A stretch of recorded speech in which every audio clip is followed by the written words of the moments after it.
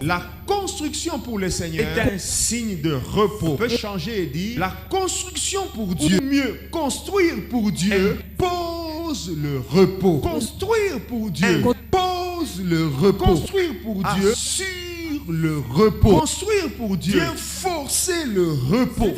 Retenez-les d'abord comme ça avant que je n'entre dans les détails. Si tu es impliqué dans les travaux de la construction, Dieu va imposer le repos dans ta vie. Ce sera l'affaire de Dieu. Souvenez-vous, bien-aimés, que nous lisons Luc chapitre 7. Luc 7 de 4 à 5. La Bible nous parle du centenier. Il y avait un serviteur auquel il était attaché mais malade. Ce centenier a envoyé les gens vers Jésus. Lorsqu'ils sont arrivés, ils ont commencé à plaider pour que Jésus fasse quelque chose. Et puis ils ont dit au Seigneur, le Seigneur semblait ne même pas prêter oreille à ce qu'il disait. Il mérite que tu lui accordes cela. Pourquoi? Il a bâti notre synagogue. Il aime notre nation. Devant cette donne-là, Jésus ne s'est plus retenu. Et la guérison est entrée dans la maison de ses centeniers. Je t'ai donné cet exemple pour que tu comprennes que la construction pour Dieu peut imposer un repos dans ta vie ou dans ta famille. Ça peut forcer le repos dans ta maison. Alléluia. Alléluia. Nous comprenons donc que construire pour Dieu bénit les enfants de l'Alliance. Construire pour le Seigneur bénit son peuple. Entrons dans 1 Roi chapitre 5. C'est le verset de 1 à 5. Hiram envoie ses serviteurs auprès de Salomon parce qu'il était ravi d'apprendre que Salomon était devenu roi. À son tour, Salomon lui fait un message. Mon père David n'a pas pu construire. Bien aimé, laissez-moi vous dire que dans la vie, si vous devez vous battre pour tout, je ne pense pas que vous ferez quelque chose. Alléluia. On ne peut pas se battre pour tout. Même Israël ne s'était pas battu pour tout. Trop de batailles, ça peut freiner la vie de quelqu'un. Alléluia. Dieu lui-même a refusé que David construise. Parce que Dieu avait une leçon à nous donner. Dieu voulait nous apprendre que celui qui bâtit, c'est celui qui est dans le repos. Comme ça que Salomon, lorsqu'il prend le pouvoir, il n'a pas combattu, mais il a construit. Parce que dans la pensée de Dieu, la construction marche avec le repos. Est-ce qu'on se comprend très bien? Alléluia. Construire marche avec le repos. Tout à l'heure, je vais donner quelques définitions sur le repos.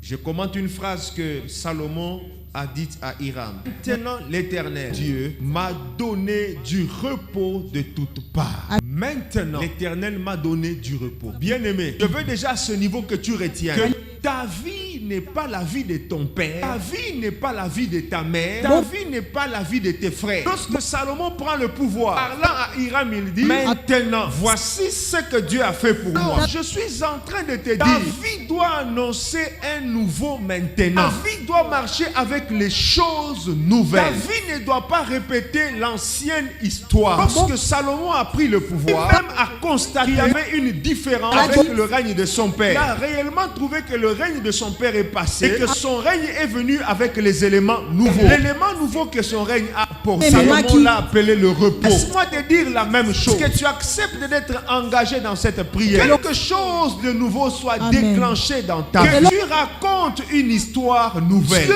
est un Dieu des histoires nouvelles. Je veux qu'en écoutant ce message, quelque part que tu déclares la rupture avec les choses anciennes. La Bible dit, voici je vais faire une chose nouvelle. Dieu a fait une chose nouvelle avec Salomon. Que tu sois le Salomon de ce soir. Que tu sois le Salomon de ce soir. Une chose nouvelle. Tu peux marcher derrière quelqu'un mais ne pas lui ressembler. Oui, je le crois. Salomon a marché derrière son père. Mais Salomon s'est démarqué de son père. Il a vécu quelque chose de nouveau que son père ne connaissait pas. Ce soir, tu vives aussi un nouveau maintenant. Un nouveau maintenant. Les choses que les autres n'ont pas vues dans ta maison, les choses que les autres n'ont pas vues dans ta famille, Dieu les accomplisse avec toi. Vous savez, là où Dieu fait des choses nouvelles, il y a toujours un témoignage. Les choses nouvelles appellent des témoignages. Je rentre dans le verset 4. Maintenant l'Éternel, mon Dieu, alléluia. Je dis que nous allons parler de la construction et du repos. Mon Dieu a donné du repos. Bien aimé. Tu peux fréquenter l'église pendant des années. Dieu te fait grâce de vivre longtemps, même pendant des siècles. Et si tu n'as pas compris, Dieu doit devenir un Dieu personnel. Il n'y a pas grand-chose avec Dieu. Est-ce qu'on se comprend? Dieu devient personnel. Est-ce qu'on a une intimité avec lui? Est-ce qu'on se comprend? Est-ce qu'on se comprend? Dieu devient le Dieu personnel. On a une intimité. Et la pensée de Dieu, chacun de ses enfants marche avec lui de manière personnelle. C'est la pensée de Dieu. Si tu fais de Dieu l'intime, tu verras aussi des choses nouvelles dans ta vie. Viens pas à l'église comme quelqu'un qui vient passer le temps. Viens chercher Dieu, tu le trouveras. Alléluia. Viens le chercher, tu le trouveras. Aujourd'hui, les gens sont dans les cris, dans les danses, mais trop peu de gens aiment saisir Dieu. Il faut chercher à saisir Dieu. Cela est important. Si vous le saisissez, vous allez voir des choses nouvelles. L'Éternel, mon Dieu, m'a donné du repos de toutes parts. Plus d'adversaires, plus de calamités. Au nom de Christ, les adversaires de ta vie soient effacés. Que les adversaires de ta vie soient effacés, soit ôté de devant toi. Dieu l'a fait avec Salomon. Il a dit, je n'ai plus d'adversaires. Il ne voyait plus les adversaires visibles, les adversaires de son père. Alléluia. Il ajoute, plus de calamités. Vous savez, les calamités, c'est quoi? Ça veut dire les malheurs publics. Alléluia. Les malheurs qui frappent plusieurs personnes au même moment. Ça s'appelle les calamités. Mais voilà que Salomon dit, lui n'a plus vécu les calamités. Alléluia. Les calamités sont des grands malheurs. Salomon dit qu'il n'a plus vécu ces grands malheurs. Si tu es là ce soir, tu crois que Dieu est en train de te communiquer quelque chose, et les calamités s'éloignent de ta vie et de ta famille. Alléluia. Je ne parle pas de n'importe quel malheur. Je dis des grands malheurs. Les calamités sont des grands malheurs, même des malheurs qui atteignent beaucoup de gens au même moment. Vous ne savez pas qui va consoler qui. Salomon a été tiré de ce genre de choses. Au nom de Jésus-Christ, soit tiré des calamités.